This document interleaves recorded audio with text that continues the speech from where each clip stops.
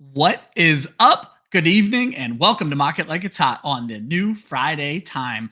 We are ready to have another wonderful Friday mock draft. We actually had some football played this past week. No games that anybody really cared about, but Joe Milton certainly seemed to ball out, and we happen to have a Patriots fan on with us this week. So we have a very interesting draft. My guest inspired the draft, inspired my guest, because we actually run a league that's like this. It's an all flex league. You are not required to start any single position. You just need to put 9 starters out there. It's going to be an interesting mock draft. Let's get into it.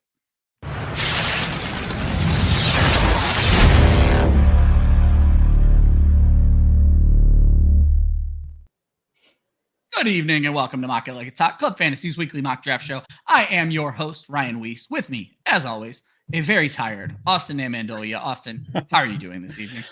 I'm doing great. I feel like me being tired is like doubly going to come back to bite you tonight because you got like a couple of troublemakers and a tired guy now. So I was just like talking through the intro just to see if I could mess with you a little bit. You're just super professional. I'm the most professional, though I did see Faith's private chat who does not realize. So, Faith, I had an epiphany at the beginning of the season after watching Gator J's. The third epiphany you've told me about today. Yes. Well, after watching Gator J's Monday show, I like to steal the best things that other people do. And what I realized is when you have a face that looks like this, the last thing people want to see when they click on YouTube is this big ass face all up in their face. And so I have decided to change my intro to where all 3 of us are always on the screen, because I just thought that gave a better vibe than just seeing a big gray bearded face. And plus then when I get the draft board up, it gets smaller. So that was why you were staying on the screen. I do not lower the screen anymore. So you don't have to lie, Ryan. It's just because my face is so great. There you go. The more people see Austin, the better this show is going to I just want to state for the record that clearly I am with the self-proclaimed world's most humble man, and now apparently the self-proclaimed world's second most humble man. There you go. I absolutely love it. I am the best at being humble. If you guys haven't picked up yet, our guest tonight is one of my favorite people in the entire world, not just the fantasy space. Faith Enes, the co-founder of Women of Fantasy Football, and what a better time to have you on the show than August, where Women of Fantasy Football takes over Club Fantasy. So welcome, Faith. Hi, thanks for having me. Now, Faith, we're going to talk a lot about Women of Fantasy Football throughout this show, and I have a read I have to do. This is my first read that I've had to do in a very long time. In fact, I'll just get the banner going now so I can focus on the read when we get to that. But you don't just work for Women of Fantasy Football. Go ahead and let people else know where you work. They're not going to find your work anywhere, but they're going to find remnants of your work. I am, other than my actual job, but none of you will be there. I am lead editor over at Dynasty Pros. Yes, you are. So if you guys are in the business for some more Dynasty information other than our wonderful partners at Dynasty Nerds, you can also check out Dynasty Pros. You can never get too much Dynasty information. But as I mentioned, it is time to talk about Women of Fantasy Football just a little bit before I get us into the draft. We are honored to let you know about our sister site, Women of Fantasy Football's partnership with TrophySmack. Head over to TrophySmack.com/WOFF and start shopping for all your achievement-based wants and needs. You're doing mock drafts right now. Do you need a draft board for an offline draft? TrophySmack has you covered. Do you need a super dope championship belt? TrophySmack has you covered to show the world that you are your league champion. They have it all. Once again, head over to TrophySmack.com/WOFF and get your gear today. And a friendly reminder that all commissions made by using our link during the month of August will go directly to our WOFF Galvanized Scholarship Program, which benefits Laura Oakman's Galvanized. That is an organization that helps give women the tools they need to succeed in sports media. You will find links in the description of this video directly to TrophySmack, and even for some of their very cool products, including championship belts, as you guys have been seeing over my shoulder and probably been insanely jealous of. So make sure you check that out. Again, TrophySmack.com/Women of Fantasy Football, TrophySmack.com, WOFF. And that's my read. I always butcher reads. You know what? It was fine. It did the job. TrophySmack also just launched their new Ladies League. And they have a special rose gold championship belt.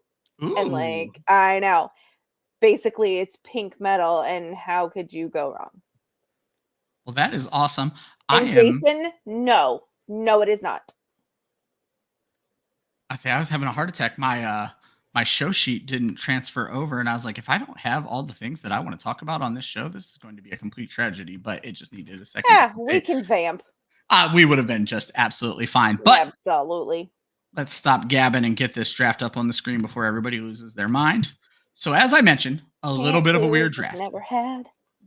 We have 12 drafters. So that part of it's pretty normal. But all flex spots. So actually, let me go ahead and bring a roster up here for you guys to see. So if you look over here for this roster, it is literally just flex spots with a super flex, but it's not a super flex league. You are not required to start a quarterback. This is my way of letting it where people do not have to start a quarterback. So I will now get the draft board back on the screen. I will go ahead and start the draft and call out our drafters while we're getting started here. So at the 1-1 is C. Meha. Barely Fantasy at the 1-2. You may actually see Barely on our show at some point soon. Bro Cal at the 3. Faith ended up with the 4 spot. Vince Mapstone at the 5. Say Watt again at the 6. P. Burns, who has not been with us for a little while here, is at the 7 spot. S. Perez, who is not Stacy Perez, by the way, at the 1-8 spot. Dylan Gross at the 1-9. Austin ended up with the 10. D-Goat 5x5 at the 11. And our good friend Shia LaBeouf picking from the 12 spots. And the first thing I wanted to do before we got into any of the draft talk is a little bit of NFL news, because I found some interesting stuff going on in the NFL. First of all, pour one out for Rondale Moore there, Austin, out for the season already for your Atlanta Falcons. So that was a short time span there. I just drafted him in the best ball league too. Oh no! So I saw so many people go, there went my 18th round pick in underdog. So that makes a lot of sense. Pour one out, Faith, for Juju Smith-Schuster. I don't know how happy you were. Who tweeted? Okay, who was that? You or Josh? That was Josh. No, I had a feeling it was Josh, and I almost called him out. The turd. Yeah. So Josh said, just a reminder to everybody that the Patriots chose Juju Smith-Schuster over Jacoby Myers, which is legitimately the exact same contract. 3 years, the same amount of money. And I was like, okay. Yeah. Definitely a lot of coping going on there. Big news, maybe not too that big. CMC is already dealing with a calf strain. As someone who is likely to go one-on-one, most drafts went 101 in this draft. That is something to mildly be concerned about. Austin covers the Carolina Panthers. No Jonathan Brooks until week 4. That might come up later in the draft. And another one that's interesting, TJ Hawkinson is not likely to play the start of the season. The Vikings recently said they are hoping to have him back in the first half of the season. But that's not the one I want to talk about either. The CeeDee Lamb holdout is getting serious. I don't know if you guys saw, but there was a reporter who tweeted that the Cowboys don't view CeeDee Lamb signing as a pressing need. And then CeeDee Lamb quote tweeted it with LOL, which is never a good sign. Never. And what I want to talk about with this, Faith, is I want to point out to folks that though Faith edits our articles, she would never call herself an expert. She was actually in last week's draft telling people that she is not an expert, or one of the drafts that I've done recently. But Faith, is someone who is surrounded by fantasy information, do you take information like that and completely scratch people off of your list? So like Christian McCaffrey, who's dealing with an injury right now, CeeDee Lamb, this holdout is getting pretty serious. If they had fallen to you at 4, do you take that and say, you know what, I'm hearing not so great things, I'm going to take somebody who I feel is safer? Or do you just kind of let that flow over your head and you're not too worried about it? So it depends on the player. There's a handful of players who are on my never draft list, and CMC is firmly at the top of that. Really? Yeah. After a couple years ago, after he was injured in back-to-back years, I'm like, I don't trust it. Other people do, good for them, but CMC is firmly at the top of my do not draft list. But somebody like CeeDee Lamb, it depends on the injury, and it depends on. His is an injury. His is just a flat out holdout at this holdout. So as somebody who once drafted a holdout, 101, and he continued to hold out forever. No, I won't draft that either, unless it's in a later round. Is that Le'Veon? It sure was. I thought it was, yeah. Great Austin, memory. should it at least be affecting his draft stock? Now, Faith said holdouts scare her because of her past experience. As someone like you who's done probably approaching 100 best ball drafts at this point, I imagine you have a lot of CeeDee Lamb. At the very least, is it something where you're going to look to kind of divest because you have so much of him to where now you're just going to be hard avoiding him? How much should it affect CeeDee Lamb's draft stock with this holdout looking like it could work its way into the season? I mean, I think 0. I would be surprised if this works its way into the season. If it does, maybe it's just a week. Like, yeah, it's bad, but come on. The Dallas Cowboys, they're going to be 12 team. They're going to be a 12-win team again. They're going to be contending for the playoffs. I don't see this as a huge concern. I think CeeDee Lamb's going to want to play. Like, he's going to want to get paid his salary that he currently has. Like, at some point you get diminishing returns on a holdout. It's not worth it in the long run. So I'm not worried about this. We get at least 1 or 2 big holdouts every year. Most of the time it ends up working out. Le'Veon Bell to me was kind of an outlier. So I'm not stressing about CeeDee Lamb. I'll still draft him number 2.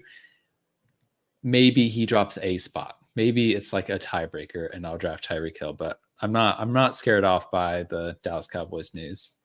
I should have thrown out that this is also a 3rd round reversal, and I have a reason for it being a 3rd round reversal that we'll talk more about when we get to the pros and cons. But surprise everyone if you're watching from the show. And did I even tweet how to get to the show? Yes, I did. God. Thank goodness. Sometimes I forget to tell our drafters how to actually watch this show live because I'm just so anxious to get started. So yeah, that's kind of the news. I kind of agree with both of you. I'm like Faith. I remember the Lev Bell thing. And I am more worried than Austin that it's going to get into this season, but I still don't think I'm going to let him like fall out of the 1st round just because the value seems to be ridiculous. But I will be watching as this continues to see where the ADP changes, because I think that's just really, really interesting. Faith, before we move forward, you are going to be Kelly hosted this past week. I think you're going to be the primary host, or somehow that's going to work for Women in Fantasy Football this upcoming Wednesday. Can you just break down for folks? We've not really talked a lot about Women in Fantasy Football, other telling people that they need to go sign up for all the jersey raffles and all the very cool stuff we have going on. What Women in Fantasy Football is all about, what you guys are doing this season, and more importantly, what you're doing this week. Ryan, to be fair, with my real life work job, I don't know what I'm doing tomorrow, much less this week. At least tell everybody the very cool guest that you're going to have, because we both agree that it's a very cool guest. So, all right, we'll start with the basics. If you don't know, Women of Fantasy Football was started in 2020 after an incident that occurred in the Twitter sphere with a very prominent fantasy analyst and a woman. He just said some dumb things in a DM to a woman that no man should ever say to anybody, much less a woman. And so Josh came to me and said, hey, I want to take this and use it sort of as a learning opportunity. Use it as a way to introduce women in fantasy football to the world, to let people know, hey, women do play fantasy football. Women have fantasy football knowledge. Women write about fantasy football. Like, it's not just dudes like it has been for the longest time. So it started in 2020. We took over Club Fantasies, no pun intended, on a Wednesday for 4 weeks in a row. Our very first ever guest was Liz Loza. She has forever been one of our favorite guests, and basically she's just an unofficial member of the team. She just did our other Wednesday show 2 weeks ago, so it was great to have her. So. Yeah, she's fantastic. Our guests this week are Drew Jones, who, as Ryan said earlier, our scholarship, and we partner with Galvanize. Drew is actually a galvanizer. And I met her in Nashville last year at the Galvanize. What's the word I'm looking for? Summit. Yeah. You know what? We'll go with that. Yeah. Summit of sorts. And so I'm really excited about that. To get to interview somebody that I know and that I have that like personal connection with. And usually we have 2 guests every week. So we are back to that schedule this week. And our second guest is Renee. You all know her. You have seen her around. Yeah. She's been... I know she represented us at the Super Bowl and the draft this year. Correct. Yeah. She has just been on top of everything. And she's putting out articles and our first ever Spanish articles on clubfantasy.com. So I was today years old when I learned we have Spanish articles. So I encouraged her, because she writes her articles in Spanish, I encouraged her to leave the Spanish for those of you version. who don't know, she does live in Mexico. Yes. So I encouraged her to leave the Spanish version underneath, and we just put en español so that that's awesome. Built-in audience that speaks Spanish could still enjoy her writing. And I certainly didn't edit any of that because no. I was going to ask Ryan how that edit job went, because to my knowledge, you're not Spanish speaker. That was all formatting and 0 editing is how that 4K? job went. No. Yeah, but no, she did such a fantastic job with that. So yes, she is going to be a wonderful guest. Yeah. So if you didn't see any of her coverage from the Super Bowl or the draft, it's buried somewhere on Twitter, but she was amazing. Honestly, our entire team at the Super Bowl this year was amazing. There was Kelly and Sam and Renee and Roxanne. And at one point, hold on. Oh, I can't. We know how it goes. You got to make picks. We've been doing this for a while. Who do I want? But I will say, great coverage from Renee at both the draft. And then Renee also, and I apologize, I believe it's called On the Field, just started a female-based website where she has female analysts covering all 32 NFL teams. So you guys will hear a lot more about that on Wednesday. So. Yes. So our team at the Super Bowl was amazing. At one point, there's a video of a question that Sam Holt. What? Are you trying to think of her name? Sam Holt? Thank you. Y'all, my brain. I put Faith on the spot. Just so folks know. And they also do not know any questions I'm going to ask them before the show. They have no idea what's coming at them. So we don't believe in show sheets here at Club Fantasy. Oh, we 100% believe in show sheets. Just for this show, it doesn't make sense. So but okay, we believe in show sheets, but they rarely get utilized. Yeah. Let's just say that. Let's just move on. This has turned awkward. All right. We're moving. Do you have more Faith? I'm sorry. No. Okay. My brain doesn't work right now. We're stepping all over each other. I want to talk more about this league because the other reason I had Faith on the show is Faith. I watched you do the Scott Fishbowl Podathon. And you actually talked about, they asked you like what your favorite kind of league is. And you mentioned the Club Fantasy All Flex League.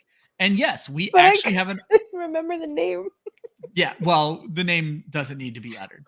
But I decided to name the league Flexual Misconduct. It doesn't need to be uttered so that he tells everybody. I'll utter it anyway. It started off as a 14-person league. It is going to be way more than 14 people this year. And that was part of the reason that I did what I did by making it all flex with no required quarterback. I changed the scoring a little bit so that quarterbacks don't score quite as many points as they do in other leagues so that it makes sense to not start a quarterback. It was a little Scott Fishbowl inspiration that you don't want to start bad quarterbacks. So that's kind of what I was going for with that. But what I wanted to talk to you guys as Faith, who has publicly said they love the league, and Austin, who won the championship last year, I guess kind of, what do you guys like about the league? What do you guys dislike about the league? Is this something you would encourage other people to try? Austin, this also came a little bit from your idea of how to repair the tight end in fantasy football. I'm like, well, just start whoever the hell you want to start. So Austin, I'll start with you on this one. What would you say are some of the things you like or dislike about a league where it's just all flex players? I mean, the first thing I like is that I don't have to start a tight end. That's always pretty There you go. Especially, I mean, now you may want to start a tight end because of the way the position is. And I think we do our tight end premium. We do. So my whole point was to try to make his positions as equal as possible. Yeah. So you can still like go the bully tight end route. But I think that's actually part of why it's fun, is because if you're like me and you're like, I don't really need a tight end, you can have a team that has no tight ends. If you're like Joel and you're like, I don't really need a running back, you get to have a no running back team. And if you're like Kelly and like, I want all of the tight ends because I love Mark Andrews, Sam Laporta, Trey McBride, and Duncan Gade, you can have a bunch of tight ends. Like, it's just. And I think she had like 3 of those people actually on her team last year. So yeah, but who won out? The guy with no tight ends. Just actually, I did have Kyle Pitts, so that's not actually accurate. So you still had no tight ends. Yeah, but I did remember. Sorry, this is like a tangent about why I love this league, because partially because I won it last year, and partially because last year Josh saw me draft Kyle Pitts and was like, "Bro, why are you drafting Kyle Pitts so early? You don't have to have a tight end." Well. Who got the last laugh on that one, Josh? Champion. No, but it's a good one, and I can't let you off the hook quite yet for the name, because I definitely told my wife about the name of this league one time, and she was like, "Well, that was definitely created by a man." That's fair. It definitely was. Honestly, I felt dirty as soon as I did it, and so I don't know why I said it live on air. I'm not changing it. But hey, I did. Faith was the first person to approve of the name, so that's my only saving grace here, is that Faith was cool with it, but definitely not a shining moment in my history, and we'll just move on with that. Faith, you mentioned it as one of your favorite leagues, and I think I have a theory as to why, but I don't want to put words in your mouth. So why would you call this one of your favorite leagues? First of all, I think that we would all be remiss if we don't acknowledge the fact that, yes, it's one of my favorite leagues. Yes, Austin won, but who did Austin beat? There was a Super Bowl rematch, Falcons versus Patriots. He beat me. Yeah. And in like pretty epic fashion, and I was livid. Because what Ryan also didn't mention about this is that every year the winner gets to make a new rule for this league. So in our redraft league that Ryan currently in our sleeper league, it's sitting at 32 teams just for funsies until we decide. It will not be 30. I'm aware of that, but I digress. Ryan is like, yeah, it's open for whatever. Austin's new rule is keeper. We get 1 keeper.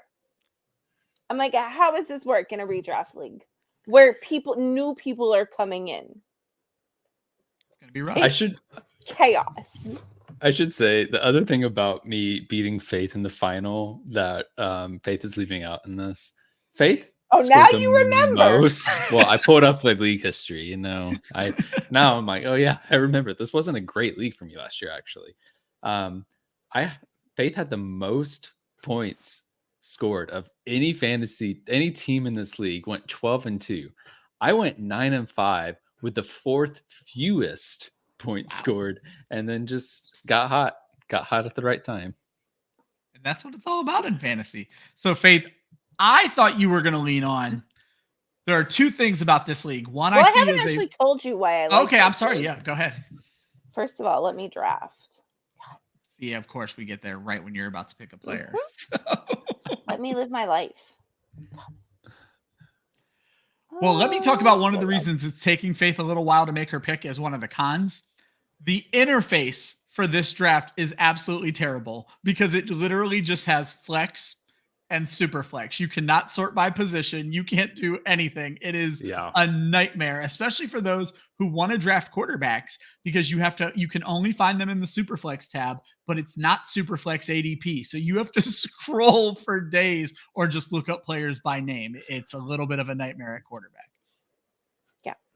Just adds to the joy. So part of why I love this league is that it's just pure chaos. See, I would have thought that would have bothered you a bit, but you are, now that I've tried to let you do scoring for another league, that's a conversation for another day. You are an agent of chaos. That's for sure. 100%. So. When it comes to fantasy, 100%. Because that's the whole point of fantasy football. Fantasy football is supposed to be fun. If you've got and I think that's the reason that I love Flexual Misconduct, is that it's fun. There's no rigidity to it, and I don't do well when placed in a specific size box. Like, Yeah. that's just not me. So that's what I was going to throw me, out. You know me. You know that's true. To where Faith, I don't think it's unfair. And I've stopped using this term. I've started to call people who mostly care about fantasy in August seasonal fans, but I'm going to use a term I don't like. I think a league like this plays well for the casual fan. And I don't think you would object to me calling you more casual because while you follow fantasy, you don't follow the NFL super, super closely. You don't know every player's in and out and injury history, to where in a league like this, with it being, as you mentioned, very not rigid, you're able to just put people on your team that you want on your team without having to worry about how many running backs I have to start and how many wide receivers I have to start. So that's where I was going to go with that, Faith. But I want to throw out one of my cons that I think is your biggest pro. This format destroys trading. There is never a trade. I know. I love it. I love it so much. Because there's no position requirement.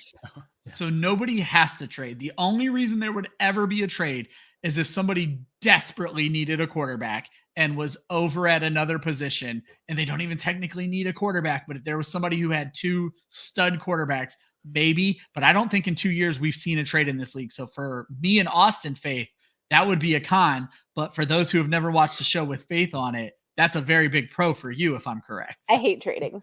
Yeah. Hate it so much. But now that I've added keepers in, there might be a reason. There might actually be trades now. So you know what? Austin knows exactly where I'm going with this. No, so I have historically made one fantastic trade in my fantasy in the dynasty career, league. In a dynasty league, and it was with Austin. You know what? I just need Dak Prescott to hold out for this to come back around for me. Hey, this is about to be a hot preseason I'm reading for Trey Lance. So maybe that trade's about to finally pay off. Do you still have Trey Lance? Yes. Have you held him out of loyalty at this point? No, well, because my team sucks. So it's like he doesn't score any No points. reason to just cut him. Yeah. So it just helped. I could just get the first overall pick because he's still on my roster. And I didn't have any quarterback. So I just needed to hold out hope for something to happen. The 2 things I wanted to throw out, and Faith, I'm actually glad you brought up. Oh my goodness, you brought up something so good that I was like, that is worth me reiterating. And then you forgot it. I completely lost it. But I do want to bring up, I think this is really good for big leagues. When you have 14, 16, 18 teams, more flex spots is better because you make it more interesting for everybody else. But honestly, there was one other thing that Faith said that I thought was a really cool thing to talk. Oh, Faith, because this show is all about learning, and you brought up the fact that we are adding keepers to a league that is also adding managers. So I just wanted to let people know how I am making the solution for that problem, because it's a problem that other leagues could possibly run into. Most people aren't as psychotic as we are. But what I have done is, if you want to keep somebody, and I'm not forcing anybody to keep anybody, if you want to keep someone, it is your first round pick. So no matter what you want their draft value to be, it is your first round pick.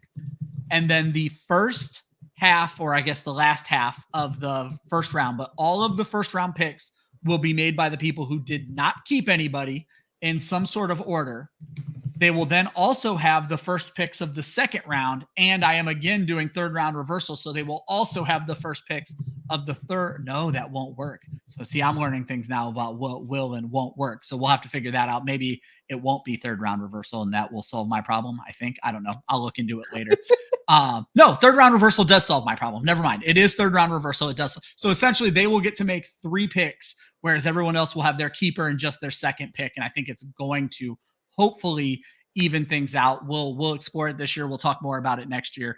If you've never tuned into this show before, you're like, why is this a mock draft show? They don't talk about the draft ever. And that is true up until usually about this point in the show. This will be the only recap I do. I usually recap the first 3 rounds, and I ask these guys if there were any bad picks in the first 3 rounds. So let's talk about the first 3 rounds. Christian McCaffrey, CeeDee Lamb, Justin Jefferson, Tyreek Hill, Jamar Chase, Amon-Ra St. Brown, Breece Hall, Bijan Robinson, A.J. Brown, Puka Nacua, Garrett Wilson, Saquon Barkley. Nothing remotely surprising. Jahmyr Gibbs, Jonathan Taylor, Drake London, Chris Olave, Kieran Williams, Marvin Harrison, Travis Etienne, Devontae Adams, Devon Achane, Sam Laporta, Brandon Ayuk, Malik Nabers. Malik Nabers in the second round again. Austin, me and you might have to have a discussion on that one. I know you're typically a Giants apologist. Remembering that this is a 3rd round reversal. Nico Collins all the way back at Shia LaBeouf's team. Drake Henry, Josh Allen, the first quarterback off the board to Austin. Jalen Waddle, Cooper Kupp, Isaiah Pacheco, Mike Evans, Deebo Samuel, Jalen Hurts, Stephon Diggs, Travis Kelce, DJ Moore. As you guys know, I will have you guys talk more about your teams later, but Faith, when you look at this first 3 rounds, is there anybody up here you're like, I can't believe that person went in the first 3 rounds? I mean, I have my own personal, I hate you, I would never draft you ever, but I know people and I understand that, so not really. Okay. Austin, you've been doing these drafts every damn week. Yeah, I mean, nothing here really surprises me all that much. I'm trying to find a player that I'm like doesn't deserve to be in the first 3 rounds, and I don't love taking Deebo Samuel in the first 3 rounds, but I get it. Like, so I can't really like harp on any one of these picks, but if there's one that I'm like, I don't love, it's Deebo Samuel. Whoops.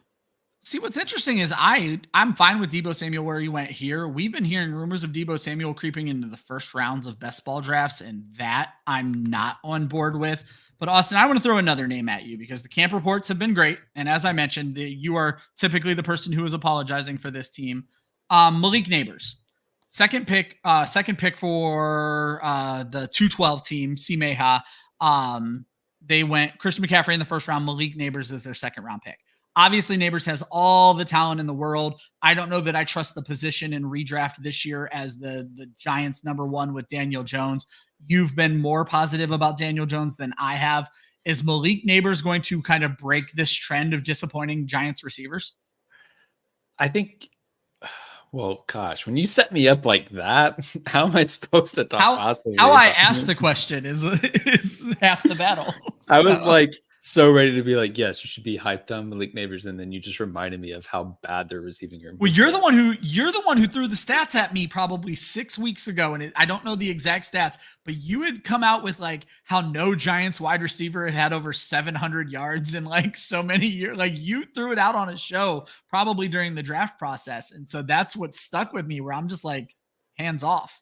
Yeah. Oh, I mean. I do know when I wrote my infamous Daniel Jones article last year where I was hyping him up. One of the interesting things about his career is he's rarely played 2 consecutive games with the same receiving core because there's always been a kind of a rotating cast due to injuries, due to just different mixes of guys popping off every week. I do think that ends with Malik Nabers. I think he's just too dang talented for it to be another failed New York Giants receiver. I think he gets a ton of targets in this matchup, in this offense, and that's what gets him there. I don't think, he may not have a ton of like explosive plays. He may not score a bunch of touchdowns, but I think he's going to be a PPR machine. If this team, like he could easily have a 30% target share, wouldn't surprise me because what's the competition in that receiving room? Faith, going the other way with you, you are a notorious Georgia Bulldogs fan. Who, me? What? Yeah. No. Do you? I mean, you write for Dynasty Pros, so I don't know. Do you find yourself shying away? You edit for Dynasty Pros. Do you find yourself shying away from rookies? Or I know you don't shy away from Georgia Bulldogs. Do you shy away from non-Georgia Bulldog rookies because you haven't seen these folks play? Or like if you see somebody torch the Bulldogs on Saturday, are you like, that's a name I need to remember for fantasy football next year? Who's doing that? First of all, if I see somebody torch the Bulldogs on Saturday, I say that's a name I need to remember for next year, so I make sure not to draft you. There you go. It's a built-in hatred. So. It is. It's just, it feeds the hate, Yeah. Emperor Palpatine, let the hate flow through you. But to the rookie aspect of it, do you then just avoid rookies who aren't named Brock Bowers, or how do you approach that in these drafts? So I play with my heart. Especially in an all flex leagues. And so that was the other part I forgot to mention is one of my favorite pros of this league is we have used the phrase get your guys for how long?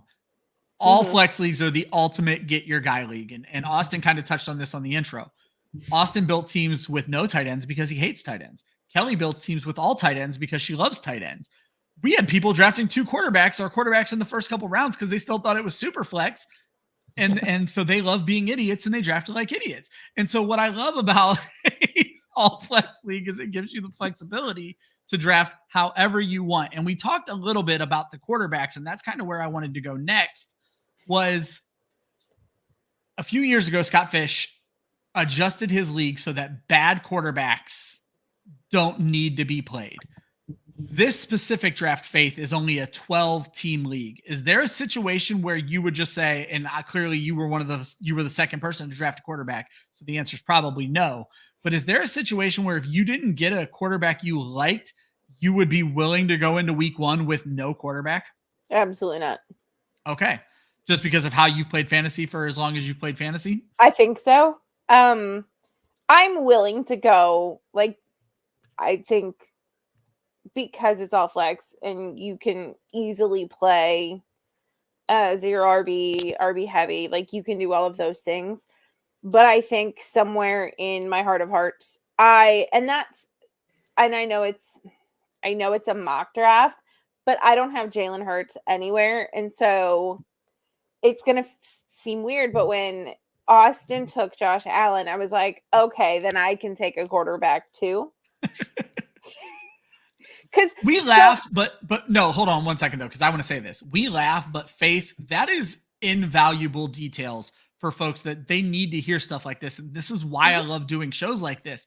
This is how people who don't live and fucking breathe this draft is.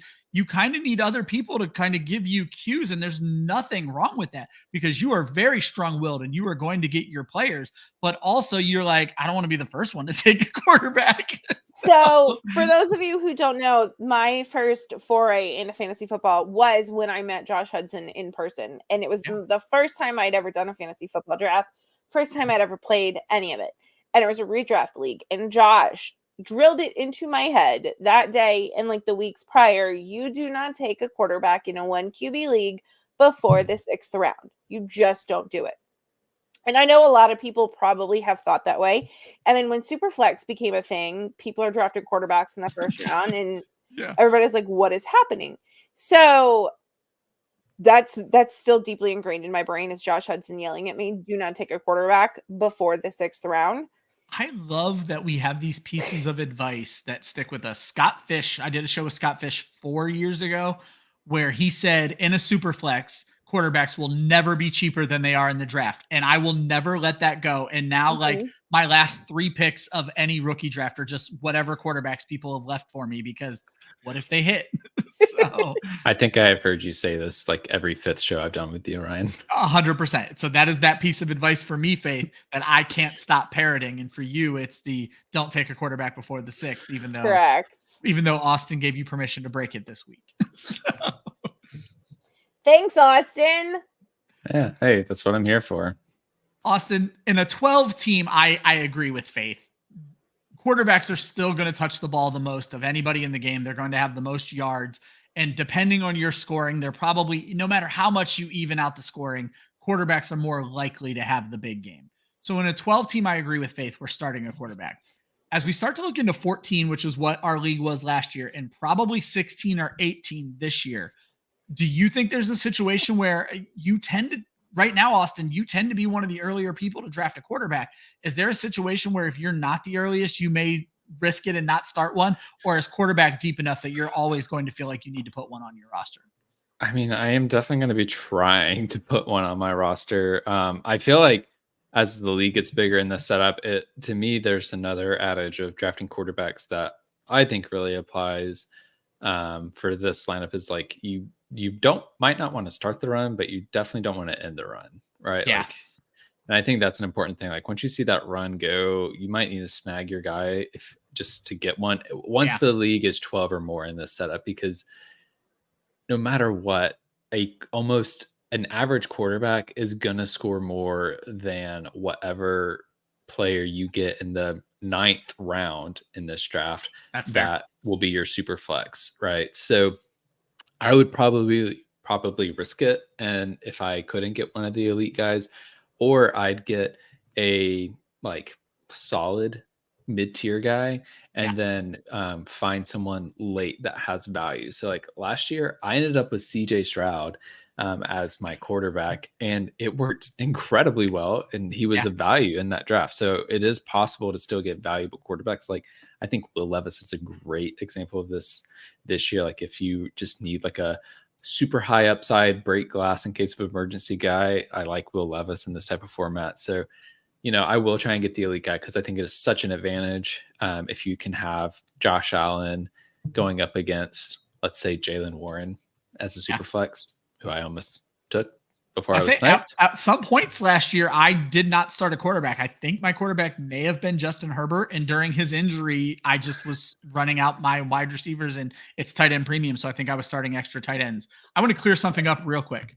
Bro, Cal, I did not call you an idiot. I see that you autoed 2 quarterbacks in this draft. I was actually talking about our actual league last year where people saw that I had a super flex position and assumed that it was super flex, even though I made it very clear that it was not super flex and still took quarterbacks in the first round. So definitely was not calling you an idiot. I am mean. I am not that mean. Ryan will not call you an idiot if he doesn't know you.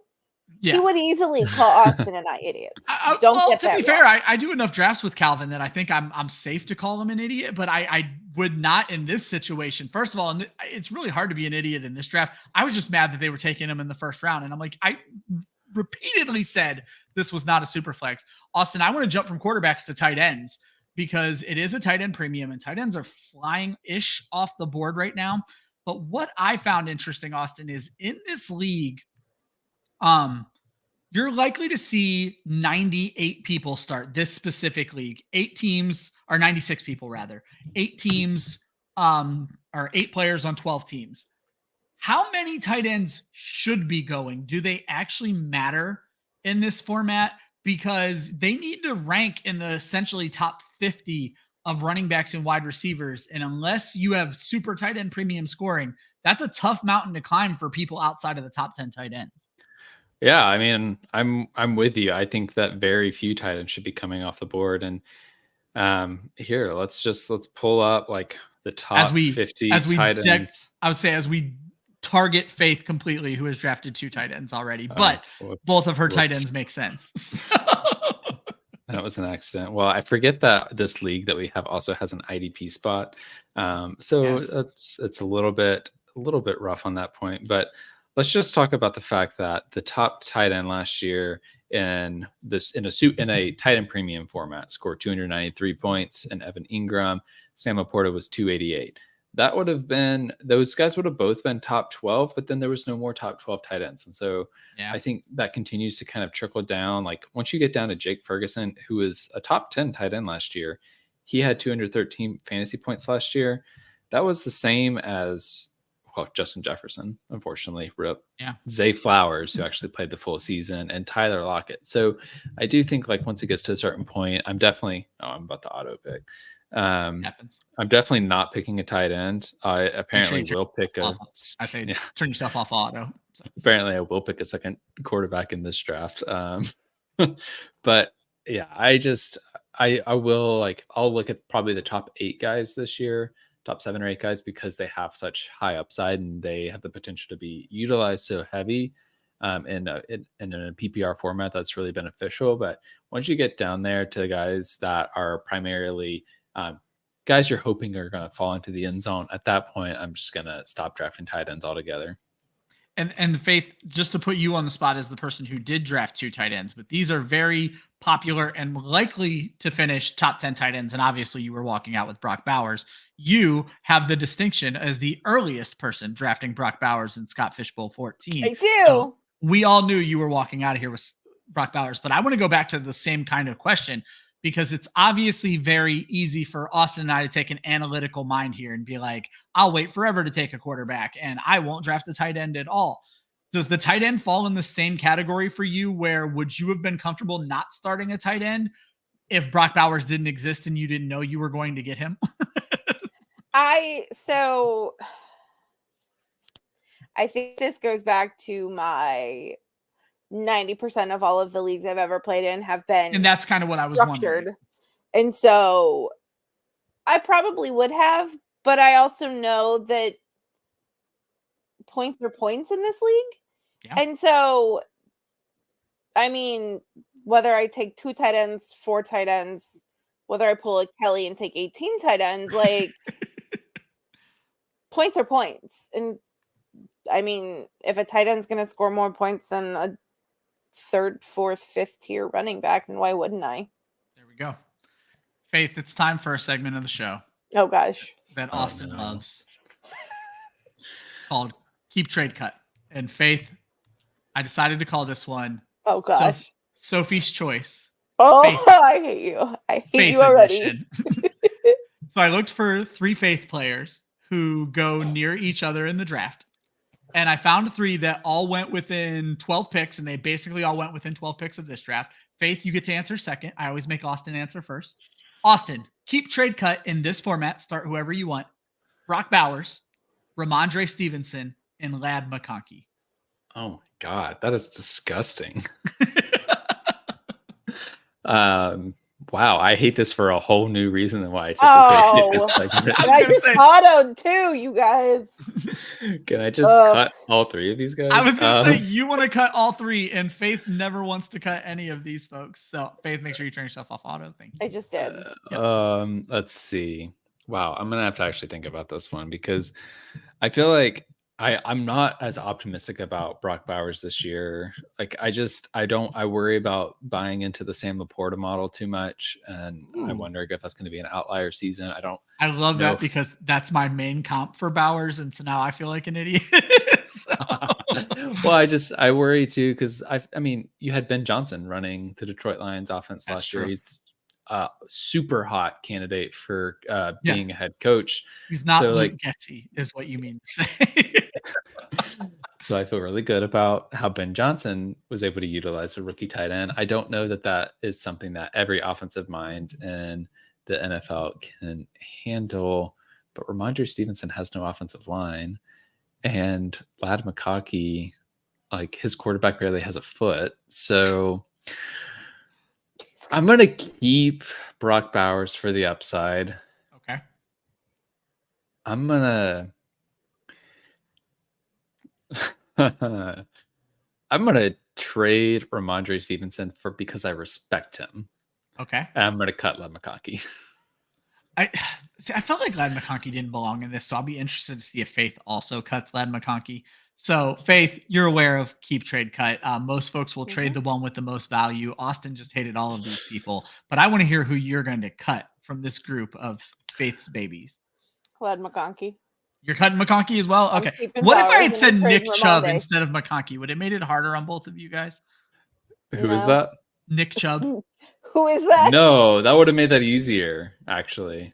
Because I worried he doesn't play. That's why I didn't include him. So there we go. So you're cutting McConkey. So Faith, I imagine you're doing the same thing then. You're keeping Bowers, trading Mondre. Correct. Well, it ended up being a boring keep trade cut where you guys did it. And to be honest, that's exactly how I would have done it, specifically in this format being tight end premium. I want to see what happens with Brock Bowers. I would trade Ramondre Stevenson because you want to talk about tight ends not mattering. Running backs could also not matter if they're not one of the top guys here. It's a PPR, which you can already see if you look at. I'm going to scroll up a little bit just so you guys can take in Vince Mapstone's draft. Vince just dropped in the chat that he was able to land 3 tight ends in Scott Fishbowl. But in this draft, does he not have a running back? He has all wide receivers. And Kyler he would make Joel proud. Yeah, I was going to say Vince Mapstone might be Joel. For all we know, Joel's at the Friday party of the expo. So if he's secretly drafting, go have fun. So while the keep trade cut didn't go well, you guys said some very interesting points. Points are points, and that is certainly the way Vince Mapstone is going with this. And then I'm going to put you guys on the spot as we come up to your last. He said, "What's an RB?" As we come up to your last 2 picks, looking at this late draft. Honestly, everything seems to be making a ton of sense. So I'm not going to ask you if there's any surprise late picks. The team named after the Chicago Bears drafts Caleb Williams. But what I am going to ask you, and Austin, you kind of already brought this up. Rondale Moore was your last pick in a recent best ball draft, and that didn't work out well for you. I have 2 picks that are always my last 2 picks of a best ball draft right now. And it is A.T. Perry from the Saints, whose camp reports have been absolute trash. But in one of, I think it's weekly winners, I literally have 100% exposure of A.T. Perry right now because that's who I am as a person. And someone who I also have high exposure on, and Austin, you shake your head, but I might be very right about this guy.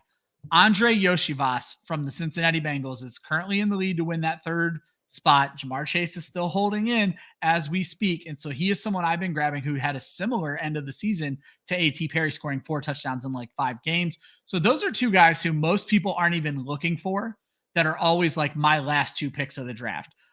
Faith, I'm going to give you time to think about it. Austin, are there any like weirdos like Rondale Moore at the end of the draft that like you feel like, because they play for the Falcons or because you study the Panthers, that you just try to walk away with because you have this feeling because you kind of discovered them, if you will? Yeah, I would say I have a collection of guys, because if you're not like Ryan and you watch our Best Ball podcast, Summer School, you'll know we talk about taking a portfolio mindset and not being 100% exposed to anybody. But there's a handful of guys. Just about best ball, Austin. That's a good approach for any league. That's not just about best ball. Anyways, I'll give you 2 that I really love that are some of my favorites. And funny enough, continuing the best ball connection here, they play each other in week 17, which there you go. If you're playing in the best correlation, I'm gonna do it. Could get some nice correlation. Oh, hey, I wasn't sure what the oops of the draft was going to be, and I got it now. No, I'm joking. Nice. I would go with Michael Wilson for the Arizona Cardinals, wide receiver. I just think he's a good player. I think he could get opened up this year, having a elite receiver in that offense. I think he'll have some weeks where he pops. So I think he's a good person to have like as a stash in case, I don't know, let's say Marvin Harrison gets hurt, or you just have bye weeks hitting you really hard one week and you need to throw somebody in there. Like, he could score a touchdown or 2 in a game and win you a week. Another guy I really love, especially given the recent news with Puka Nacua, is Demarcus Robinson, wide receiver for the Los Angeles Rams. He had some really good games last year when Cooper Kupp was out of the lineup. And I feel like there's a good chance that he gets a decent amount of usage, either because they want to rotate Puka and Cooper Kupp, or if Cooper Kupp continues to deal with some hamstring injuries as he gets older, if Puka Nacua starts off the season slow because he's working through an injury. I like the opportunity for Demarcus Robinson to pop here and there. In redraft, I feel less strongly. Like, I don't really what are you ever going to trust starting him, sort of thing? Yeah, I don't really see them as like top 50 guys by the end of the year. It's more, those are guys I'm more so targeting for best ball. But I feel like that's kind of the case with any of these guys late in drafts. I have a feeling Faith is probably looking for hers right now because you took a while to make that pick, Faith. So again, your guys are usually relatively notorious, specifically this season, Brock Bowers, and you obviously can't wait till late in the draft. Are there players that you like that nobody else in fantasy seems to like that you're able to land at the end of drafts? I mean, not really, not usually, because you like good players and they don't last that long. Obviously. I like players who don't suck. I'm not a Falcons fan. Ooh. Oh, I'm sorry. Although my team sucks right now, so. Yeah, I was gonna say, hey, I did take the over on your team's 4.5 win betting line right now. Yeah, a friend of mine said to me the other day, they're like, write it down now. The Patriots and the Panthers will have the worst records in the league this year. I was like, you shut up. I got a Patriots fan and a Panthers reporter here. So, well then, Faith, how much have you paid attention to the Patriots? If you had to choose between one of their motley crew of wide receivers as your last pick of the draft, which one would you take at this point? Ryan, I couldn't even name one of their motley crew of wide receivers. That's fair. Not Jacoby Myers, right? Also not Juju Smith-Schuster. Certainly not Juju Smith-Schuster. That's absolutely fair, Faith. And like I said, I don't want to ever put our guest on the spot. So it's fair that there aren't guys that you're looking for. Let me just get to your team right now and I'm going to have you start at the bottom. You were looking for a while for Quentin Johnston. Was that the player you were looking for, or was that I can't find the player I'm looking for, so I'm just going to take this guy real quick? I wasn't looking for a specific player. I just knew you were looking for a while there. Okay. Well, I went back and forth. I almost went with Hunter Henry for a 4th tight end, but I was like, meh. Yeah, I think that's fair. So we already kind of talked about Jalen Hurts and why you made that pick. In this format, points are points. No worry with starting off with 2 Miami Dolphins as your first 2 picks. Did that even cross your mind? As a Patriots fan, yeah, I was a little disappointed in myself.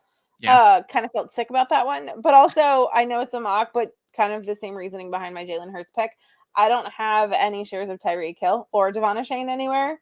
So I was like, YOLO. No, that's kind of my philosophy behind a lot of mocks. I'm just like, YOLO. See what works. You don't have to explain every pick, but are there any players that you took that we didn't give you a chance to talk about that you would like a chance to talk about? You know the pick, Ryan. It's either Brock Bowers or Cole Kmet. I just don't know which one you're going with. Well, we all know why I took Brock Bowers. That's fair. So why Cole Kmet, Faith?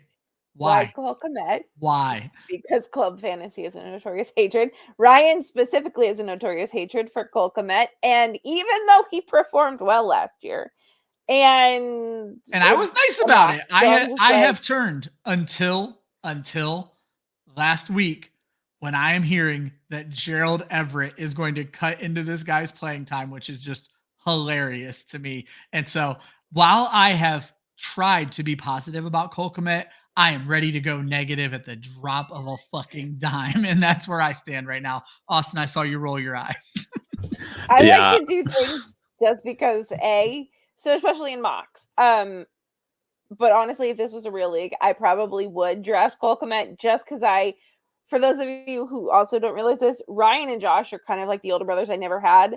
So in fantasy drafts, I sometimes like to do things just to piss them off. Just to make them mad, like take Brock Bowers in the 3rd round when Ryan told you specifically what round you could have gotten him in Scott Fishbowl. But then you wouldn't be. But then Ryan also went through a whole list of my guys and how they fell. And then in the 1st round, it all just went up in flames because Jalen Hurts was drafted in the 7th at the 7th. If I was in your draft, everything would have went well, but we're not going to sit here and talk. Oh, we do have a Bears fan in the chat that's over here just loving on Cole Kmet as well.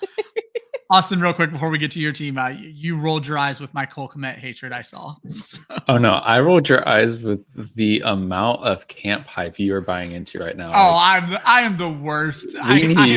I'm the biggest fish. I'm hook, line, and sinker on everything. So. We need somebody close to you to have an intervention. You need to mute that Twitter app for like the next 3 weeks and go back to June, July, what you were thinking then. It'll probably be a better analysis than what you got going with all these videos. Good point. It's funny. There was or used to be a fantasy website called Fantasy Intervention, and now it sounds like I might actually need one. Austin, you know the deal at this point. Talk about who you want to talk about. Don't talk about who you don't want to talk about. Yeah, I mean, I want to talk about my first 4 receivers. Like, if I would have told you last year that you could have Puka Nacua, Drake London, Keenan Allen, and T. Higgins in a lineup, you'd be feeling really great. So, I mean, that's one of the reasons. Maybe not in August because most people didn't know who Puka Nacua was. I would have felt great about it. So. Fair. Last year in maybe October. Yeah. What I will say, the thing I actually want to point out about the draft and how it went is there's an interesting moment in this draft where if you're just going based off of projections, which a lot of players do that, a lot of players use projections when they're drafting, there was a point where running back started to be projected more highly than receivers. And this often doesn't matter as much in drafts because we have to start a certain number of each position. But it was really interesting to watch that happen in this draft where I was actually I could either start a running back or a receiver. And so there was a more one-to-one comparison there. And so it was fun to watch that transition happen, which is why you saw me get Najee Harris and Devin Singletary when I did, and then just switch back to receivers the rest of the way because that trend quit. It flipped back to where receivers were projected higher. So I decided, let's see what happens when I went with that. And honestly, I really like the team. I've got a lot of guys with high upside. I've got a lot of target hogs. And my 2 running backs are guys that I really have high hopes for this year. Also, if you just tuned in, Tua Tagovailoa was an auto pick. I did not take 2 quarterbacks. But you did take 2 Carolina wide receivers, and we didn't get a chance to talk about it in our quarterback ranking show last night. But everybody seems to be downgrading Baker Mayfield because he lost Dave Canales. But then I still see Bryce Young downgraded in most people's ranks when he gained Dave Canales. As someone who covers the Panthers, you took 2 Panthers wide receivers here. Should there be more faith in this Carolina offense? Like an ounce, but don't get too carried away there. I think they're going to run the ball a lot. That's the thing. Like, it's nothing about Bryce Young at this point. Like, I think Bryce Young will have a better season as an NFL quarterback than what he did last year, because he showed signs of good football last year, even though he was useless in fantasy football. I don't think they're going to throw the ball a ton, but I think Deontay Johnson is going to be a prominent target. And Adam Thielen going in the 14th round when he was a top 30 receiver many times last year.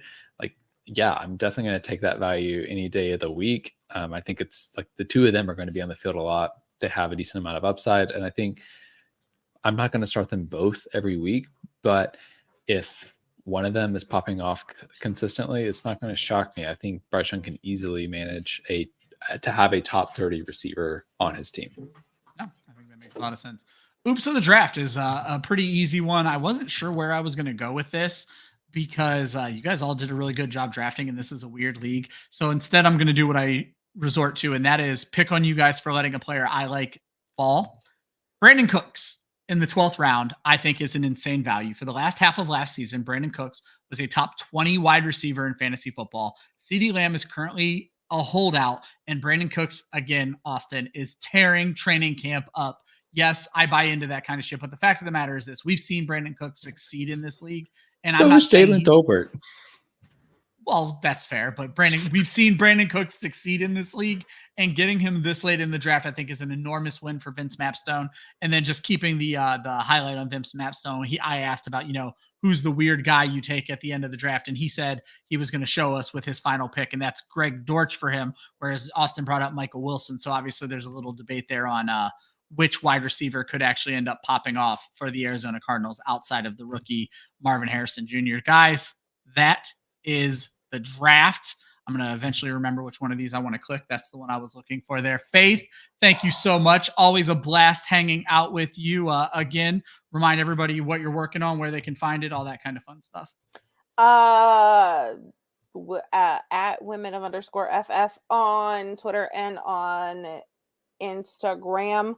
Our raffles for this week, for this upcoming week, are live, and I have it in my notes, but yep, it is okay, Marshall Faulk and Bijan Robinson. That's how I was going to close out the show, so don't worry about it. Just kidding. That's pretty much all the capacity that I have for fantasy in my brain right now. For those of you who don't know, I work in elections, so world is chaos in my universe right now. Is there an election going on? Yes, there's something going on right now. There is something that the people do want to know, Faith. This is from way back in the show. Hopefully Jason is still following. I answered it at the very beginning. But you're going to answer it for everybody. No. Is a hot dog a sandwich? A hot dog is not a sandwich. No. Why not? Because a sandwich is a piece of bread with a filling and then another piece of bread. If anything, a hot dog could be classified as a taco. You want to be chaotic? Fine. That is Let the world burn. That is a hill Faith has been dying on for quite a while. Austin, what do you got going on, my friend? Yeah, I mean, first off, you check out the Club Fantasy FFL YouTube page for all of the best ball content and that record. So much you guys have put out recently. So yeah, we've been, for those of you that don't know, we've been covering every week 17 matchup to help you know how to correlate and optimize every single one of those matchups. If you're for your best ball tournaments, we are today. It would have been, I guess, our 13th show. Probably would have dropped. We'll be through them all by Tuesday. 5, I think. Yep, exactly. Yeah, so that's 12 or 13, something like that. 12. Yep. That's 12. Been dropping a lot of content there. We just talked about how to draft every single position in best ball leagues. We finished up with tight ends. We're taking this week off because Matt is at the expo, but we're going to do an IDP best ball draft coming up, or not a draft, but we're going to talk about drafting IDP best ball soon, which is going to be really fun. Other than that, you can catch me on Twitter and Instagram at Austin_FFL and catch my Carolina Panthers content at Last Word on NFL. And as Faith pointed out, normally I would tell you guys all the shows and why you should subscribe, and you should subscribe right now. It's absolutely free. It helps us tremendously. Just go ahead and do that. But more importantly, check out TrophySmack /WOFF. That's going to help us make a little money this month, and then all the money that we make this month is going towards Women of Fantasy Football. And all this month on Wednesday at 7 o'clock, Faith and Kelly are going to have some of the best guests from around this industry. They take over the 7 o'clock time hour. And as Faith then mentioned, we are going to be raffling off autographed merch. A raffle ticket is $5. Last week, we gave away Jalen Waddle and Garrett Wilson autographed jerseys. This week, we went old and new at running back. It is Marshall Faulk. It is a signed Rams jersey of Marshall Faulk and a gradient red and black Bijan Robinson Atlanta Falcons jersey. You can find details and tickets and all that stuff at womenoffantasyfootball.com. So make sure you guys are checking that out, getting into the raffles. We had a lot of fun with it last week. So many people. I think there were over $500 in the raffle alone for the Garrett Wilson jersey. But it all goes to a wonderful cause. If you guys are not familiar with Laura Oakman and Galvanize, I recommend that you all look into it. As always, remember, actually, before I remember, let me tell you about next week's episode. Which is going to be a very special one. It is the first ever Club Fantasy Listener League. So there will not be a mock draft next week. There will be a live draft on this show next week. Austin's not able to make the show, but he is going to be in the draft. It is going to be me and one of you, Philadelphia, who is in the draft, is going to join us on the show. So there won't be invites going out next week, but it's going to be a very cool show. And I'm going to actually talk a little bit more about my thought process when I'm doing a live draft. And so we'll talk about all that kind of fun stuff for the first time ever, a live draft on Mock It Like It's Hot. Always remember, defense wins championships, offense wins fantasy football, and practice makes perfect. We'll see you at the next mock draft, even though it's not